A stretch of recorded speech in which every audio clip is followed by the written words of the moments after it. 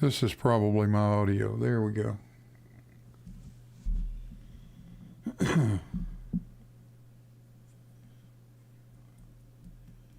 Hello, no name.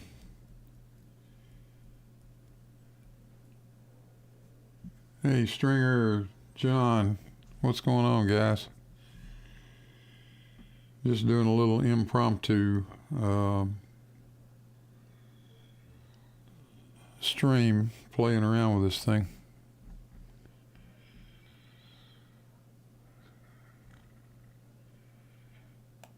Here, I'll put me up there. Oh, good.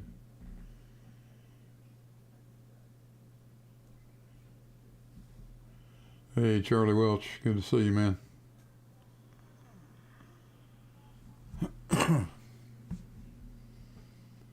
And Eric, hello, Eric.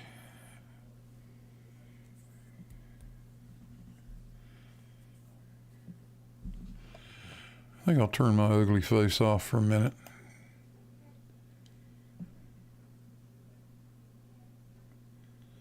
Uh-oh, is tune on? Yeah, I forgot about that. My bad.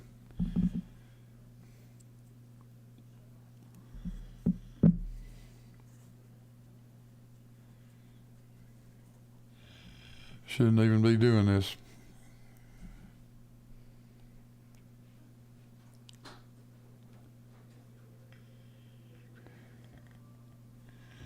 But what the heck? I thought, might as well just have a little fun. Why not? I haven't done a live stream in a while. But I was playing around today doing some stuff. I went back to a video that Rachie50 had done. It was sort of a response video to one of mine. And she rambled on for, I don't know, 30 or 40 minutes. I never really said anything, but I decided, and I really had not really had any intention of trying to reply to it. It was more the usual, sleeping warrior poisoned type of gravity isn't a force and all of that crap that those guys come up with. So I pretty much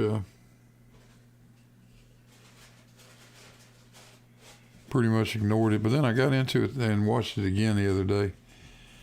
And something that sort of went past me at the time. She essentially challenged me to do Eratosthenes on a small ball and prove that it would work, or tell her how to do it. Well, I decided that I really didn't want to try to tell her how to do it. Easier for me just to do it and show her how to do it. Now she can do it herself. So I've been playing around with that for through the day today. And I thought I might, it's all real raw video and stuff like that, but I thought I might just run a test stream anyway. I've been wanting to do this. And then I can show you some of the raw stuff that I've done. And I'll turn it into a for real video eventually. But let's see what we got here.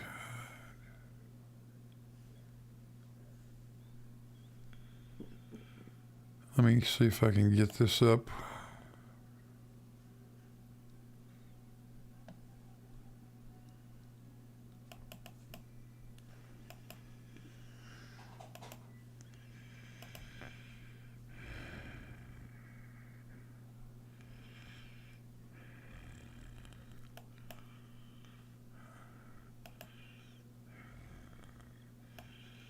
There we go.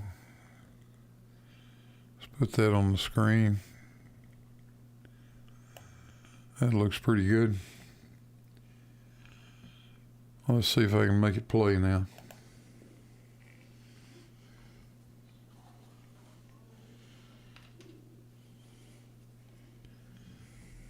hopefully there'll be some audio with it. Let's start by figuring out how Eratosthenes can work.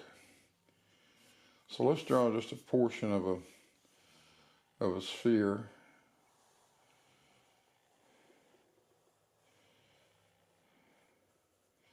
Something like that. And let's say the sunlight is going to be coming in from that direction.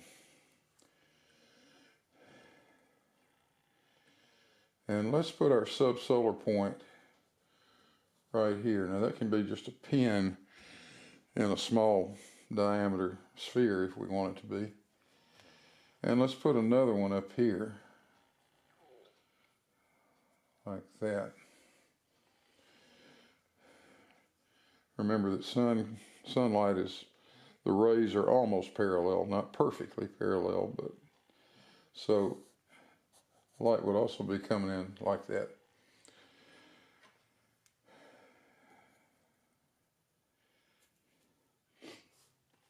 Now let's extend this line down to the center and this line. Let me see if I can draw it this direction. This line over to the center. And this is the angle we would like to have right here. So, what's going to happen? Well, the sunlight's going to come in, strike this pin, and cast a shadow. And that shadow is going to be right here. That's our shadow. We can call the length of that shadow from there to there L. Not a very good looking L. In fact, let me do it in black so it shows up good. So that'll be L. And this can be H, the height of the pin.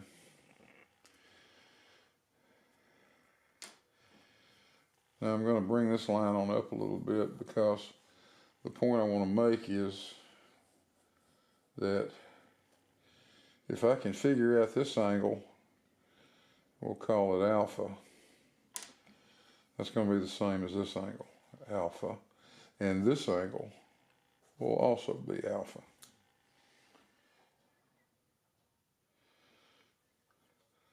So what do I need to calculate the value of alpha?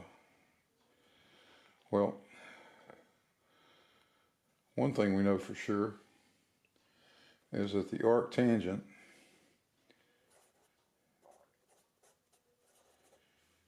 of opposite, which would be the length of the shadow, over adjacent, which is the height of the shadow, or the pin, is in fact angle alpha. Angle alpha is the amount of the circumference of this circle subtended. So now the only other thing I need to know is the distance between these pins. And let's give it, we'll just call it D, okay? Now we know what we're looking for. We need the two pins in the globe. We need sunlight. We need to mark this, we need to be sure this is the subsolar point. So that pin will not be casting any shadow. That's how we'll know that's the subsolar point. Then we need to mark the location of the extent of the shadow here, and then just make these measurements. We just need D, and we need the length of the shadow and the height of the pin. And from that, we'll be able to figure out what the circumference of this sphere is, and from that we obviously can get the diameter and the radius. So let me show you the sphere.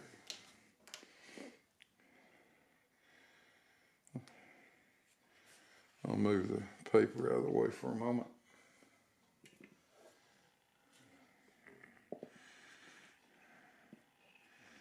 Now let's see.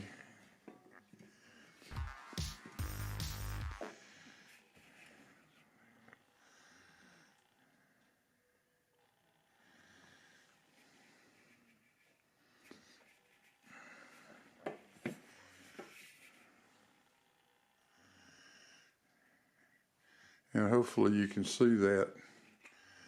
There's a pin that's situated more or less on the equator of this little globe.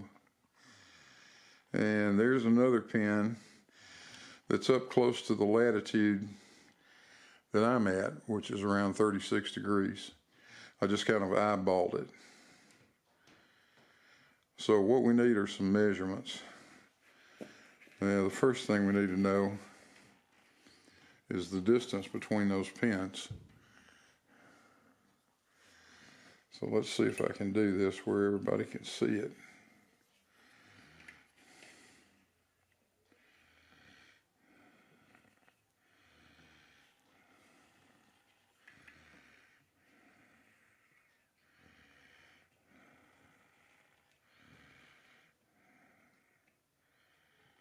That is, if I could hold it still, 2 5/8. All right, the distance between the pins, I'm going to move the globe back out of the way. The distance between the pins, D, the black pin, D equals 2.625 inches.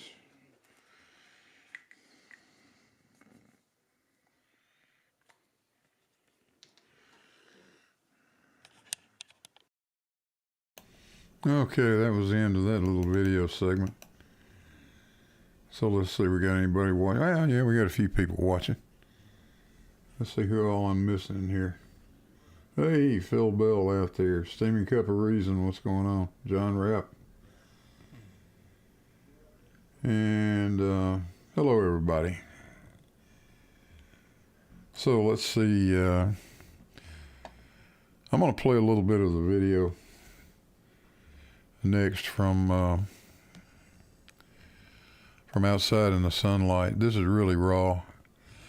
And actually, when I did this, I didn't have the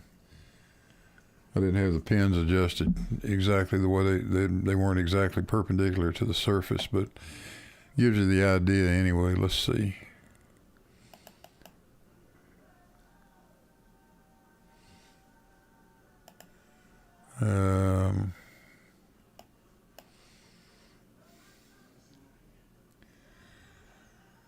Let's see if I can find the right one here. This one. Now we're recording. I'm going to listen to Joker bark, so I'm going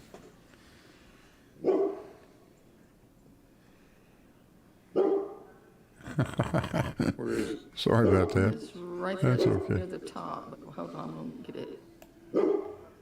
Okay, looks good. There, so I'm just wiggling the globe around to get rid of the shadow. Shadows go away.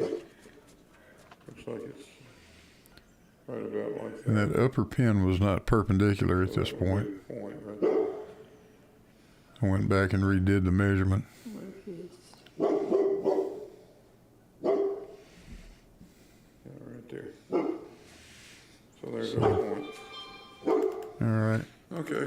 that was that. And this was the actual, there you go. There's the actual still shot when I was making the correct measurement. You can see the little circle I put on around the shadow. Let's see, maybe my cursor is showing up, I don't know. Right up there. And now let's see if we can watch the rest of the other video.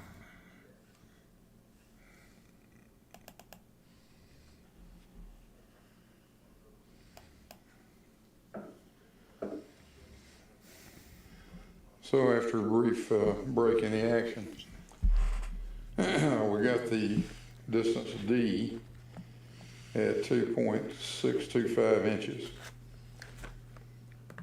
Now we need these other measurements. So let's see if I can get the globe over here, position where it can be seen. Maybe something like that.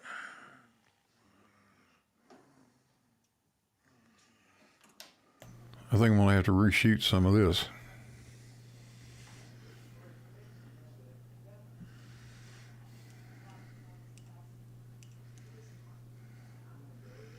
Okay, got my caliper.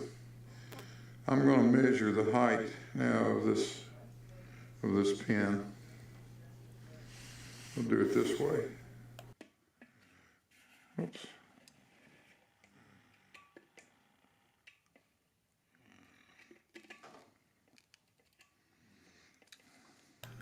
When you do this alone, it's hard to tell what you're doing. I need to probably redo this part of the video.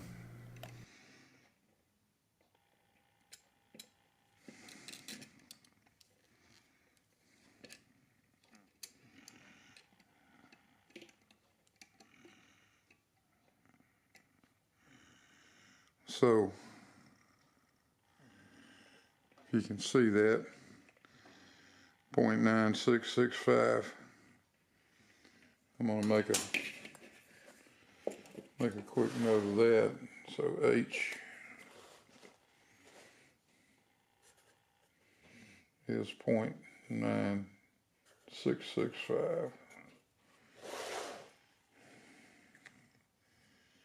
And now the other thing we need is the distance from the pin right here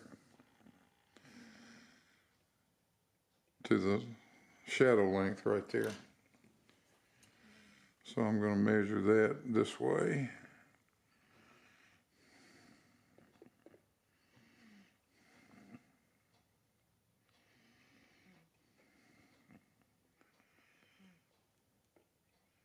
And I'd say that's 0.75, 0.7494, 0.7495. Call it 0.75, be close enough.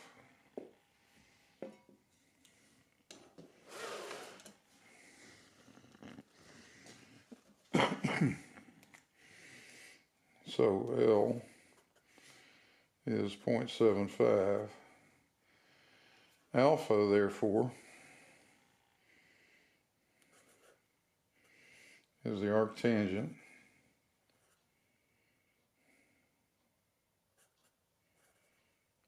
of L 0.75 divided by 0.9665, and that is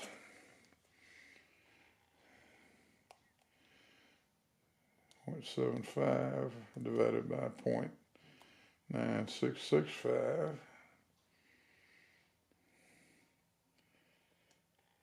arctangent. Yeah, that didn't right. Let's see what happened. Let's try it again. 0.75 divided by 0.9665 equals that. And the arctangent of that is 37.81 degrees.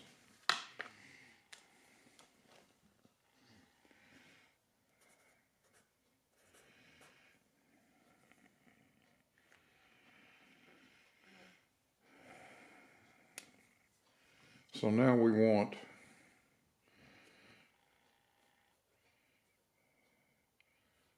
to finish this thing, we want 360 degrees divided by 37.81 times the length of 2.625. So I've already got 37.81 on the calculator. Let's just invert it. Times 360 equals that times 2.625 equals, and the length is 24, or the circumference would be 24.99.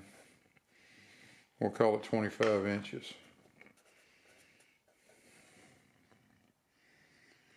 Okay.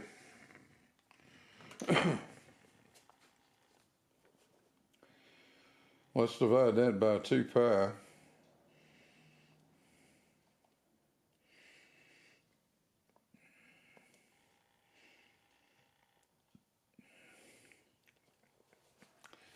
And the radius of this sphere, based on this method, would be 3.97 inches.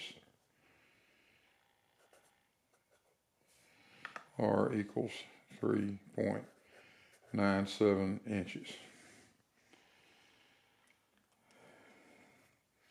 That is an 8-inch globe. Let's see if I can show you how we could measure that. So bear with me, hang on one second. I'm going to do it.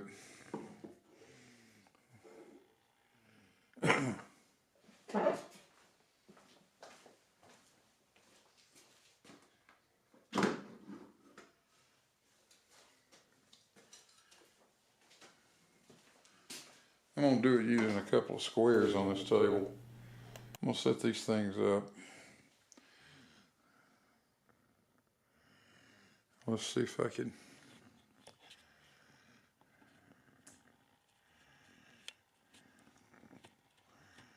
Do maybe a little panning. There we go. I want to position the globe right between those 2 squares.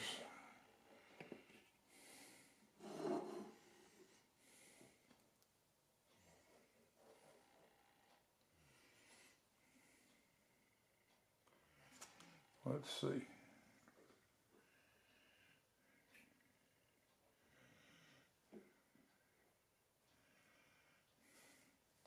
I'm going to rotate it just a little bit. So I'm right on that side of that frame and up against the globe and just on the opposite side of the frame. So let's see if I can, here you go, give you a view of what I'm doing. So now all we need to know is what's the distance between the 2 squares, just to confirm what size this thing is. Let me turn the globe a little bit, move it out of the way, and from blade to blade, whoops, don't move the thing, 8 inches. Actually shows just about exactly 8 inches. Radius of 4 inches. Does Eratosthenes work? You betcha it does. And that's all I have to say about that.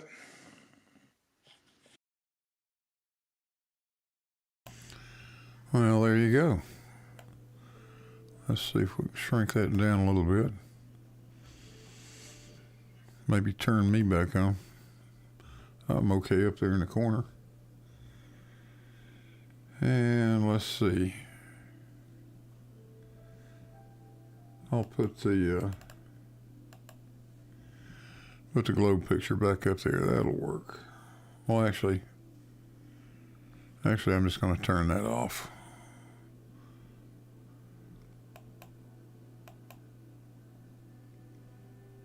I figure out how to turn the right thing off. Let's turn that off. There we go. So, 16 concurrent viewers. Welcome, everybody.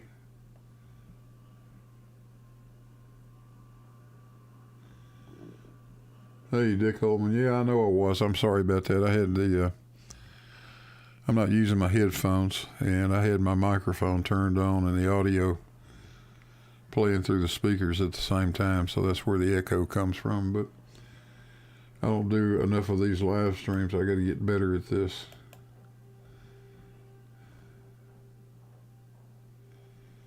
So there we go. Anyway, That's really rough, really raw. This is sort of how we do. This is how videos get put together, especially when you're just one guy working by himself. So you have these little problems like, something that really should have been in the on the camera was not. So we'll go back and redo that and turn this thing into a real little video. But I thought that was pretty interesting.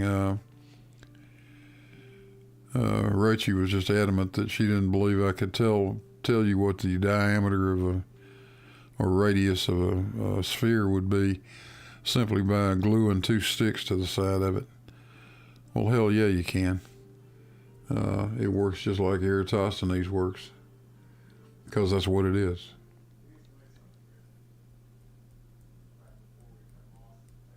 So let's see who's got out there. Great dinner. Oh, steaming cup of reason. Hey man, thanks. And you're right. These concepts are so simple and so straightforward. There's absolutely nothing to it. But the flat earthers don't like to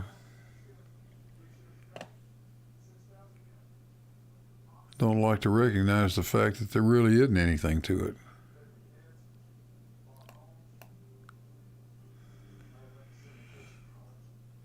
So there's something else we could look at. This is kind of interesting too. Let's see, I'm going to turn me off for a second. Let's see if I can maximize this. Move it over a little bit. This is something that was over on my Discord server. Let's see if I can bring that up. Wait a minute.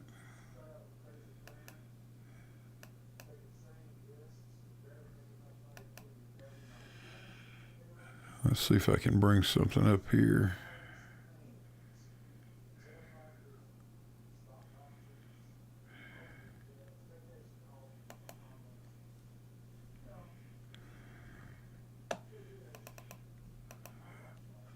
I want to maximize this.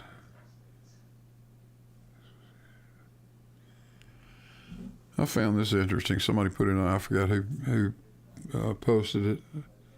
Oh, Stark Odor, that's who did it.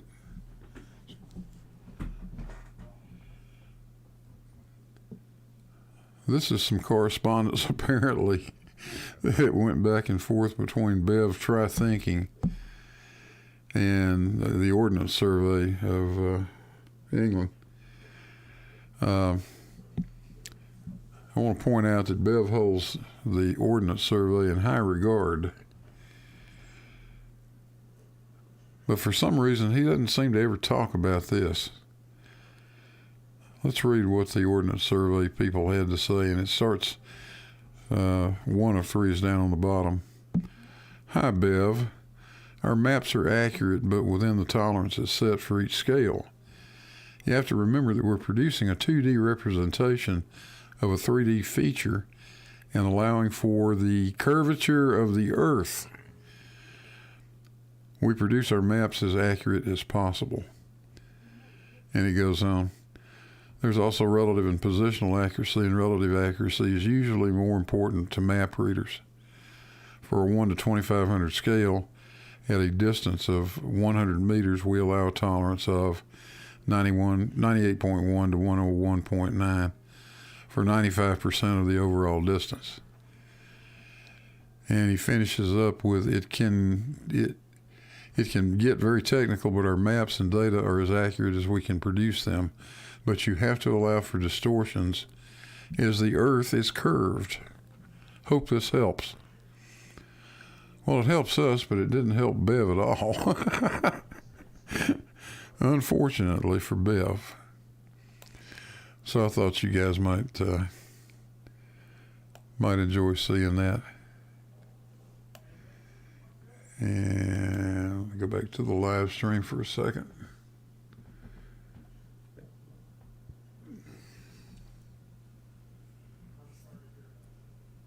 So anyway,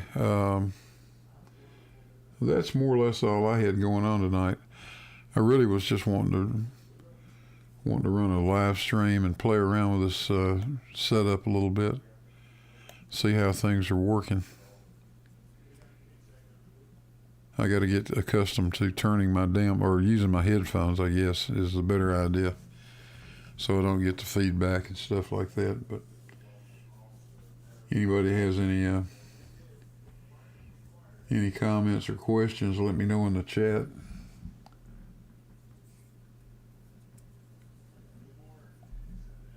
By the way, that's the very same globe we were using when that guy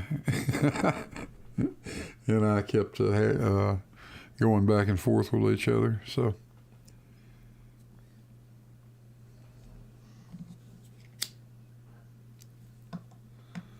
who knows? Maybe Richie will watch this, but I'll do a proper video on it. So that we can see how that works on small scale. It does exactly the same thing when you apply it to the Earth.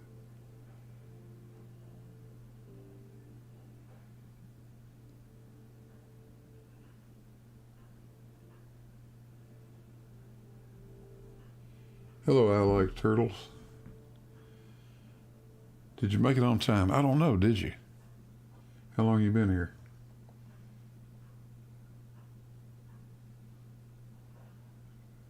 So shout out to Mr. Andret, Heads,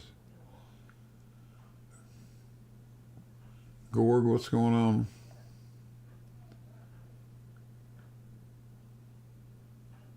Hey, Joe. Good to see you. Oh, I'm sorry. I like turtles. You're late. You'll have to go back and watch the replay. But that won't take that long. I don't think we've been streaming but about 30 minutes.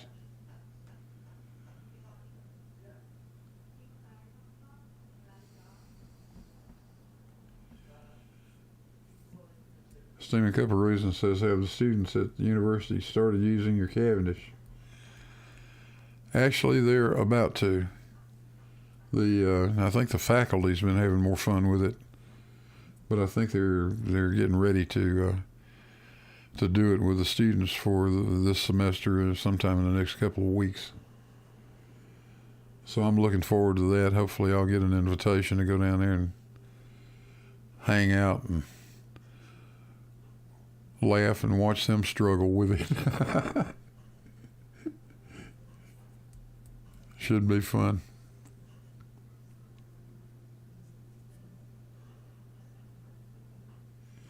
Well, I'll tell you what, guys, it's really a very impromptu stream. I just kind of decided to do it at the last minute when I realized I had all this raw footage sitting around, so why not, right?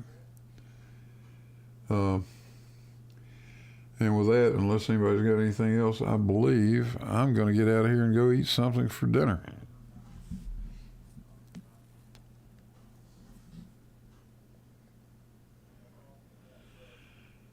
So with that, you guys take care. Remember, kids, when I say how stupid can you be, that's not a damn challenge.